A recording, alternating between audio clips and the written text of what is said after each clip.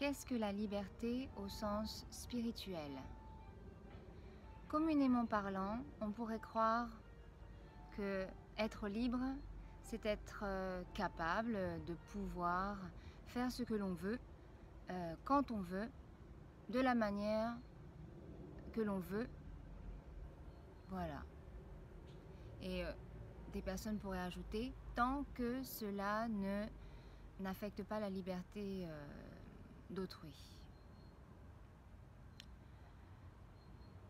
En fait, on pourrait également questionner la liberté d'aimer ou pas quelque chose, de décider ou pas de quelque chose.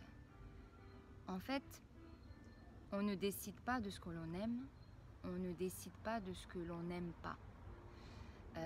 Ce sont quelque part des choses qui nous sont données. Ça fait partie de notre conditionnement. Voilà, c'est pour ça que des personnes sont ont plus une tendance vers cette voie-là ou cette voie-là, et c'est pour ça qu'il y a toutes les vocations diverses et multiples sur Terre. Et c'est nécessaire, cette diversité et cette biodiversité. L'univers aime la diversité. C'est nécessaire à notre survie. Et le fait même de décider quelque chose, c'est une idée qui vient, c'est un sentiment qui naît. A-t-on vraiment la liberté de ce que l'on pense? La pensée apparaît, on ne décide pas de notre prochaine pensée. Donc il y a des choses à questionner à ce niveau-là. Au sens spirituel, la liberté, c'est en fait une certaine forme d'indépendance vis-à-vis des perceptions. C'est-à-dire qu'il y a une situation de confort, d'inconfort. Cela ne touche pas de manière profonde et fondamentale notre identité, notre intégrité et surtout notre bonheur. Le bonheur comme un sentiment de paix, une profondeur paisible. Voilà. C'est-à-dire que quelque chose arrive, on nous lance une insulte, ce n'est pas agréable, mais on ne se sent pas visé personnellement. Voilà. Quelque part, quelque chose est arrivé, mais au fond de nous-mêmes, nous restons dans cette plénitude, nous restons dans cette intégrité. Voilà.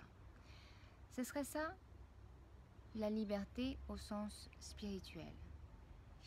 Et c'est cela la vraie liberté. C'est-à-dire que, quel que soit ce qui arrive, eh bien, intérieurement, nous sommes libres. C'est pour ça que même les victimes de la Seconde Guerre mondiale, eh bien, dans les camps de concentration, etc., eh bien, il y a des témoignages de personnes qui se sentaient intimement libres, alors que extérieurement, leurs conditions de vie étaient plus qu'abominables. Et Nelson Mandela aussi est un bon exemple de cela. Incarcéré pendant plusieurs dizaines d'années, et pourtant intérieurement, il a conservé cette paix, ce profond amour, alors qu'on pourrait penser qu'il devrait être en colère, aigre, amer, plein de rancœur. Non, son innocence, c'est-à-dire son bonheur, sa capacité à aimer, est restée intacte. C'est la vraie liberté. C'est ce que l'on recherche tous, en fait. C'est ce que l'on recherche tous. Et l'apprentissage ou plutôt la découverte de l'enseignement de la non-dualité, permet de développer ce sens profond d'être.